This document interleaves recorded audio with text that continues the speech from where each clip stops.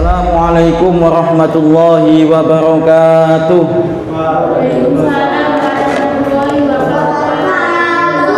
Bismillahirrahmanirrahim. Alhamdulillahilladzi ja'ala ta'aqubil layali wal ayyami ibratan lil mu'tabirin wa fi sirami syuhuri dzikra li ibadihil mu'minin. Asyhadu an la ilaha illallah wahdahu la syarikalah al-malikul haqqul mubin wa asyhadu anna sayyidana wa nabiyyana Muhammadan abduhu wa rasuluh as-sadiqul wa'dil amin. Allahumma salli wa sallim wa barik wa karim mu'azzim ala sayyidina wa habibina wa maulana Muhammadin wa ala alihi wa ashabihi ajma'in. Amma ba'd. Qala Allah ta'ala fi kitabihil karim wa huwa asdaqul qailin. A'udzu billahi minasy syaithanir rajim. Bismillahirrahmanirrahim. Ista'inu bis sabri was shalah wa innaha lakabiratun illa 'alal khashi'in. Al-ayat. Shadaqallahul aliyyul azim. Ma'asyiral muslimin, pemirsa YouTube yang dirahmati oleh Allah Subhanahu wa taala. Tiada untaian kata ataupun kalimat yang patut kita ucapkan pada hari ini kecuali untaian kalimat hamdalah alhamdulillahirabbil alamin sebagai bukti rasa syukur kita kepada Allah Subhanahu wa taala atas segala limpahan rahmatnya, nikmatnya serta hidayahnya. Banyak sekali nikmat-nikmat Allah Subhanahu wa taala yang telah diberikan kepada kita, yang telah diberikan kepada manusia-manusia tanpa pilih kasih, baik yang beriman kepada Allah Subhanahu wa taala ataupun yang tidak iman sama sekali kepada Allah Subhanahu wa taala, tetap mereka semuanya diberikan kenikmatan oleh Allah Subhanahu wa taala. Pemirsa YouTube yang dirahmati oleh Allah Subhanahu wa taala,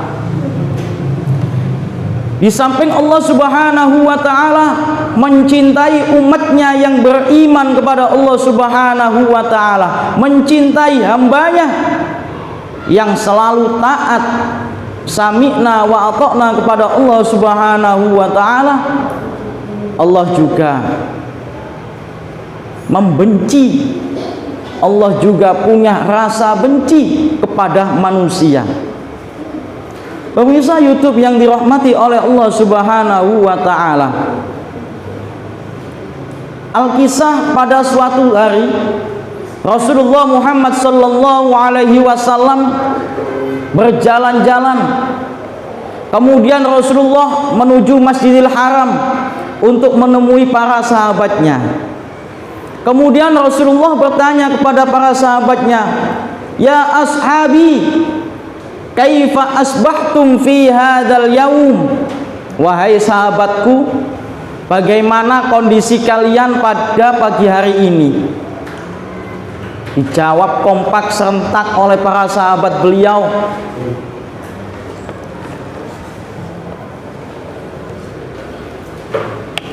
"Nu'minu billah wa rasulih." Dijawab oleh sahabatnya, kondisi kami pada pagi hari ini beriman kepada Allah Subhanahu wa taala dan Rasulnya. Lantas mengapa Rasulullah bertanya seperti itu?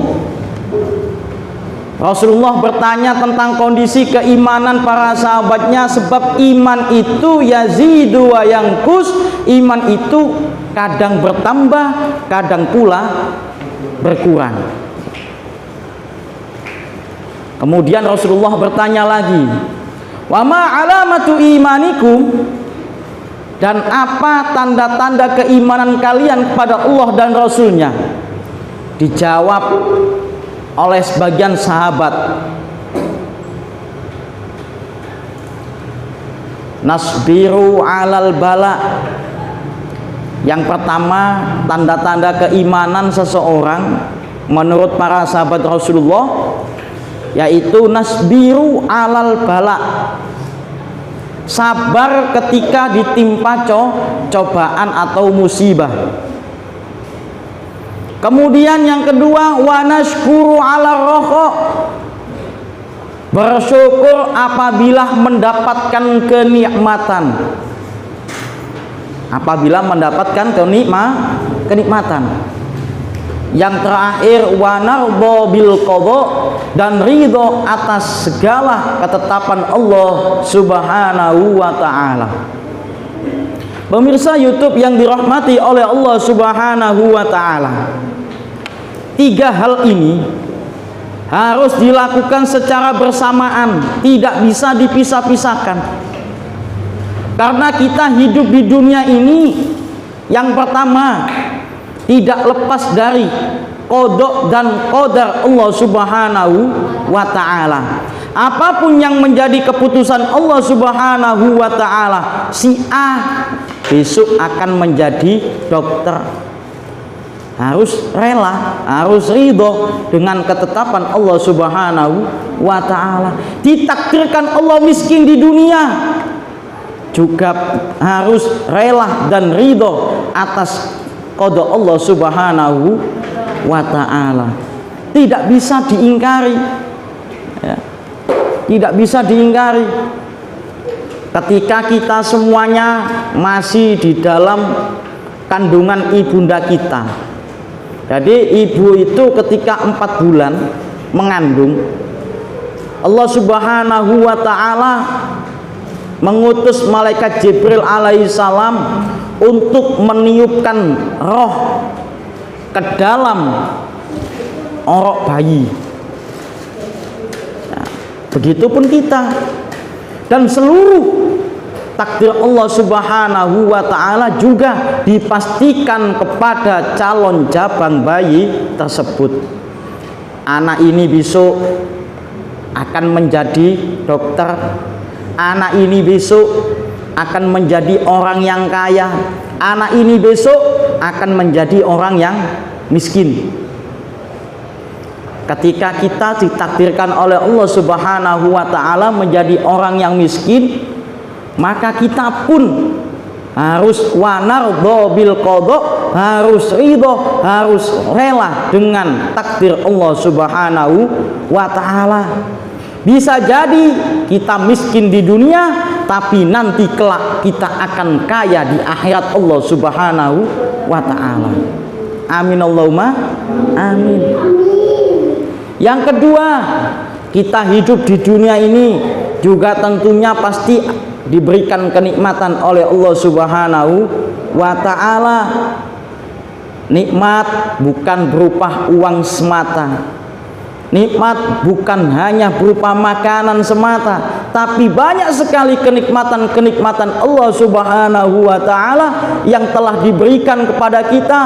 Sehingga Rasulullah bersabda, wa in ta'uddu ni'matallahi la tuhsuha, ya.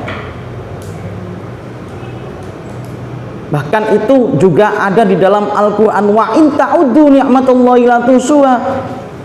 Jikalau kita mau menghitung, mampu menghitung, ya, kenikmatan-kenikmatan Allah Subhanahu wa ta'ala, niscaya kita tidak akan mampu. Karena banyak sekali kenikmatan-kenikmatan Allah yang kecil-kecil, yang tanpa kita sadari datangnya. Kita punya 2 mata, itu termasuk kenikmatan Allah. Kita punya 2 telinga, itu juga termasuk kenikmatan Allah. Kadang-kadang Allah memberikan cobaan kepada seorang anak. Ada seorang anak yang tidak bisa melihat, buta mulai sejak bayi, tidak bisa berjalan karena mempunyai penyakit lumpuh saraf. Tapi sesungguhnya mereka, di samping Allah memberikan kekurangan, tapi Allah juga memberikan kenikmatan atau sesuatu yang luar biasa pada mereka. Mereka tidak bisa melihat, buta, tapi suara mereka Masya Allah sungguh enak sekali, suaranya bagus, tidak bisa berjalan karena punya penyakit lumpuh atau sarafnya yang lumpuh, tapi mereka malah hafal Al-Quran 30 juz. Sebagaimana kalau di TV-TV itu dai cilik itu Naja itu Masya Allah tidak bisa berjalan, kalaupun berjalan ia bertatih-tatih, tapi ketika ditanya surat apa hafal, ayat berapa hafal, halaman berapa hafal, baris keberapa hafal, tapi apa yang kita lakukan selama ini yang telah diberikan kenikmatan oleh Allah Subhanahu wa Ta'ala? Kita punya dua mata bisa melihat secara normal, kita bisa berjalan, tapi terkadang kita justru malah semakin menjauh dari Allah Subhanahu wa Ta'ala. Makanya kita hidup di dunia ini juga harus bersyukur pada Allah Subhanahu wa Ta'ala. Dengan cara apa? Kalau kita punya mata, kita gunakan mata kita untuk selalu melihat kebaikan, utamanya melihat Al-Quran, karena Al-Quran termasuk kalamullah, termasuk ucapan dan firman Allah Subhanahu wa Ta'ala. Kita punya dua kaki yang normal, tidak lumpuh, tidak kurang suatu apapun di dalam kaki kita, kita harus gunakan untuk berjalan menuju kebaikan. Kalau mendengarkan suara azan, kita langsung berangkat tanpa dikomando. Itu juga termasuk bukti rasa syukur kita kepada Allah Subhanahu wa Ta'ala, karena telah diberikan kedua kaki yang normal. Yang ketiga tanda keimanan itu yaitu nasbiru alal bala, sabar ketika ditimpa cobaan. Di dunia ini tentunya pasti ada rasa senang, ada rasa duka, ada bahagia, ada sedih, ada kenikmatan, pun juga ada suatu musibah yang ditimpakan oleh Allah Subhanahu wa Ta'ala. Bukannya Allah benci kepada kita karena kita telah diberikan cobaan, justru karena kita diberikan cobaan dan ujian oleh Allah Subhanahu wa Ta'ala, itulah yang menjadi tolak ukur menjadi ukuran sebagaimana nabi-nabi yang terdahulu. Semakin imannya seseorang itu semakin tinggi, maka cobaan yang diberikan oleh Allah Subhanahu wa Ta'ala itu juga akan semakin berat. Tidak semakin ringan, tapi semakin berat. Seperti halnya kalau kalian sekolah, antara pelajaran kelas 1 SMP,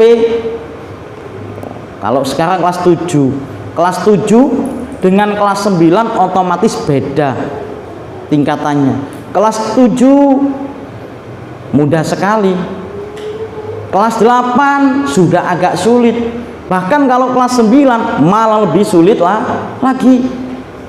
Sebagaimana tingkat keimanan seseorang, kalau imannya seseorang itu tinggi kepada Allah Subhanahu wa Ta'ala, maka cobaan yang diberikan oleh Allah Subhanahu wa Ta'ala juga akan semakin berat. Untuk itu tanda keimanan ketiga, ketika ditimpa cobaan maka kita harus bersabar. Bersabar itu berbeda dengan pasrah. Kalau pasrah itu tidak melakukan apapun, tidak berusaha untuk supaya masalahnya selesai, cobaannya selesai, juga tidak berdoa kepada Allah Subhanahu wa Ta'ala. Tapi orang yang sabar, itu adalah orang yang mau berusaha, tidak tidak marah-marah, tetap rela dengan keputusan Allah Subhanahu wa taala, rela ditimpa musibah oleh Allah Subhanahu wa taala, tapi ia juga tetap ada ikhtiar lahir dan batin. Contoh, misalkan sekarang kan musimnya pandemi COVID-19. Semoga tidak terjadi kepada kita.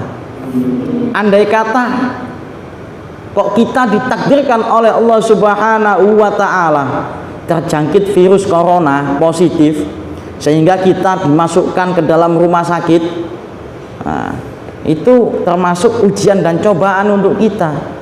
Kita harus sabar kepada Allah Subhanahu wa ta'ala, tapi sabar kita pun harus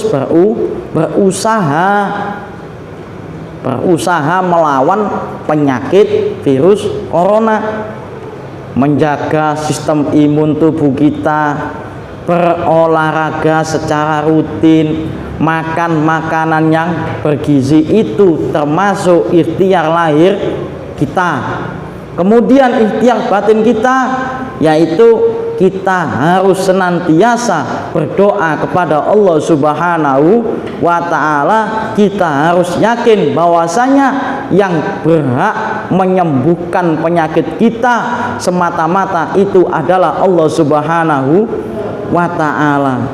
Jadi Allah Subhanahu wa ta'ala itu sangat cinta kepada 3 golongan orang tersebut, ya, karena termasuk ciri-cirinya orang yang beriman kepada Allah Subhanahu wa ta'ala. Apa saja? Yang pertama, sabar ketika ditimpa musibah. Yang kedua, syukur apabila mendapatkan kenikmatan. Yang ketiga, yang terakhir, ridho atau rela dengan takdir Allah Subhanahu wa ta'ala. Sebaliknya, Allah sangat membenci, ya, membenci 3 orang ini. Allah cinta 3 orang tersebut, dan Allah membenci 3 orang ini, sesuai dengan sabda Rasulullah Muhammad sallallahu alaihi wasallam. Dan itu dari hadis qudsi. Apa hadis qudsi? Hadis qudsi itu adalah firman Allah Subhanahu wa ta'ala, kemudian disampaikan kembali oleh Rasulullah Muhammad sallallahu alaihi wasallam dengan bahasa Rasulullah, redaksinya yang berbeda. Apa kata Allah Subhanahu wa ta'ala? Malam yasbir alal balai, barang siapa yang tidak mau sabar atas musibahku dan cobaanku, wa malam yashkur ala na'mai, dan barang siapa yang tidak mau bersyukur atas segala kenikmatanku, walam yardo biqodoi, dan barang siapa yang tidak ridho dan tidak rela atas ketetapanku. Itu kata Allah, bukan kata saya, ya. Fal yahruj mim baini ardi wasamai, maka lebih baik orang tersebut keluar dari bumiku dan keluar dari langitku. Wal yatlub robban siwai, dan lebih baik ia mencari Tuhan selain aku. Berarti andai kata kita tidak mau sabar atas musibah Allah, kita tidak mau bersyukur atas kenikmatan Allah, kita tidak rela atas takdir Allah, maka sesungguhnya Allah marah, membenci kepada kita, dan kita termasuk secara tidak langsung telah diusir oleh Allah Subhanahu wa ta'ala. Kenapa kok diusir? Yaitu karena hak Allah Subhanahu wa ta'ala.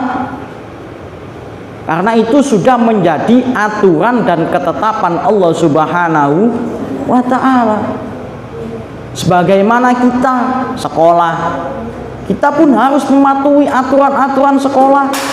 Kita mondok di pondok pesantren, kita juga harus mematuhi peraturan pondok pesantren. Kalau kita tidak patuh kepada aturan sekolah, maka sekolah pun juga berhak mengusir kita. Sekolah pun berhak mengeluarkan kita dari sekolahan.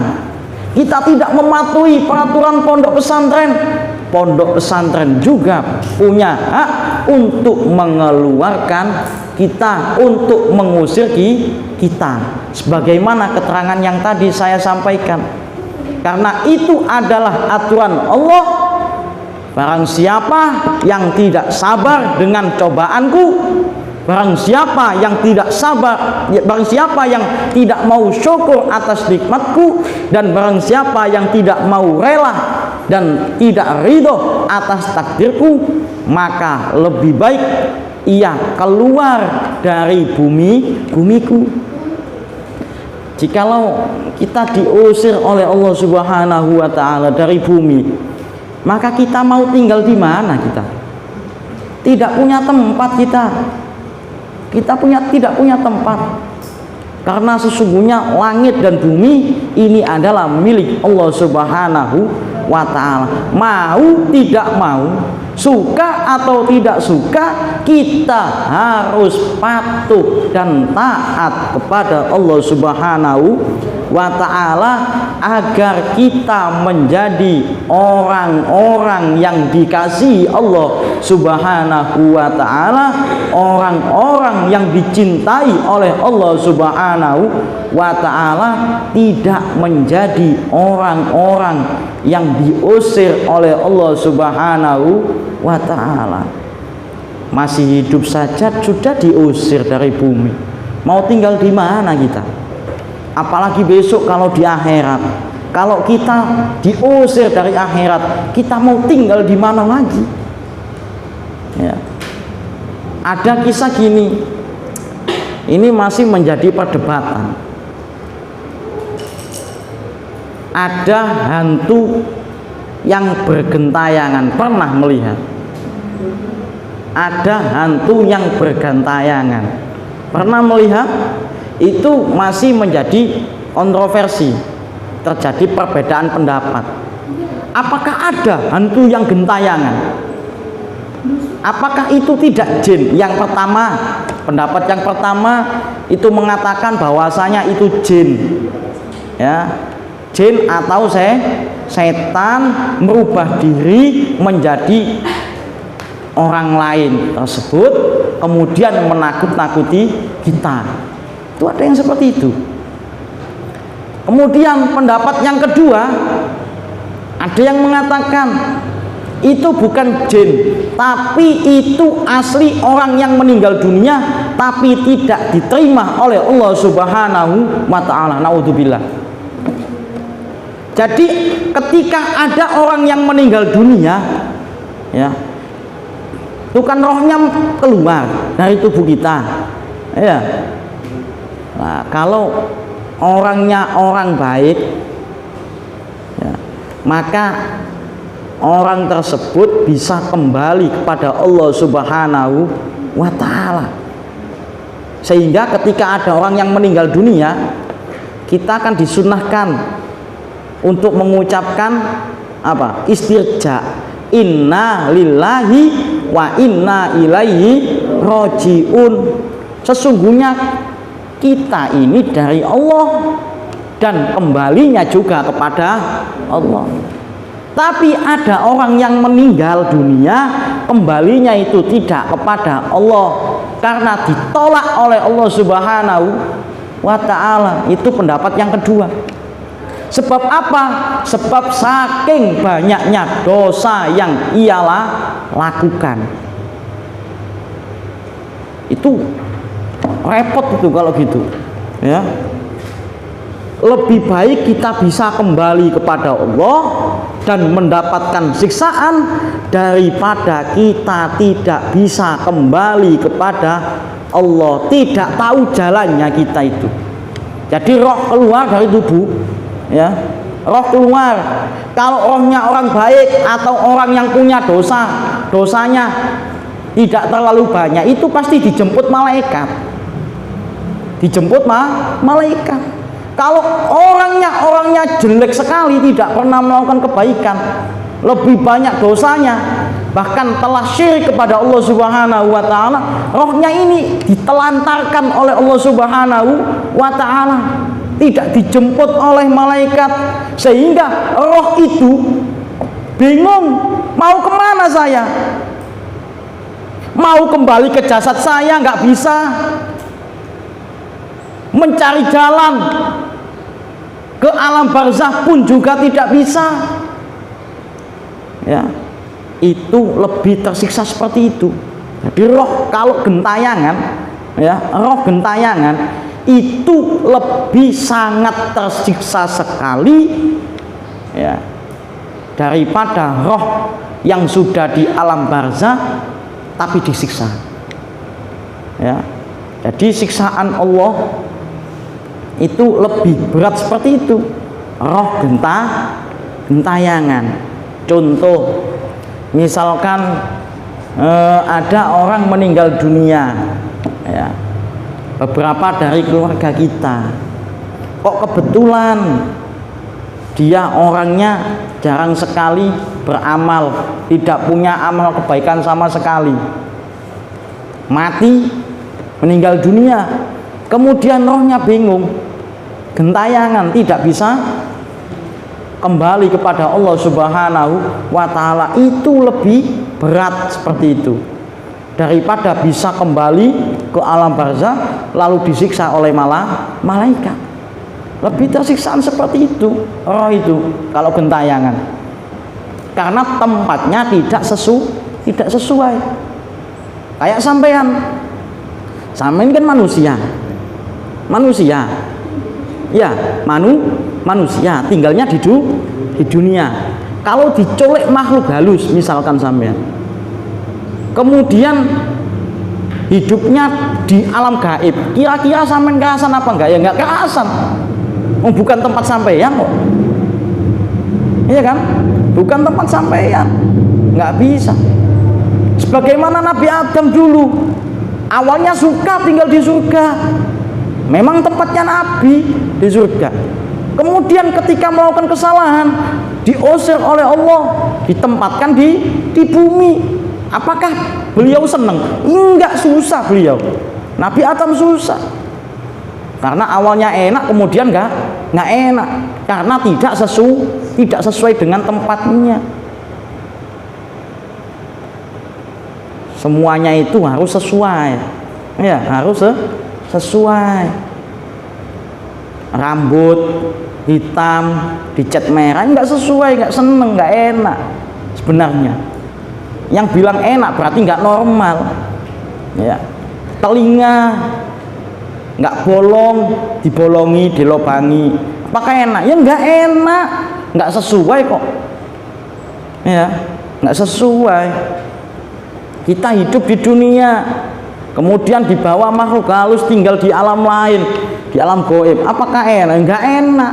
Sebagaimana roh tadi. Jadi roh tadi itu gantung, istilahnya roh yang gentayangan itu gantung antara bumi dan langit. Itu nggak enak, nggak sesuai tempatnya. Wong tempatnya roh itu di alam roh kok, tapi itu nggak bisa ke dunia, kembali ke dunia nggak bisa, ke langit nggak bisa, ke alam barzakh nggak bisa, kemana lagi nggak bisa. Sehingga rohnya gentayangan, minta tolong,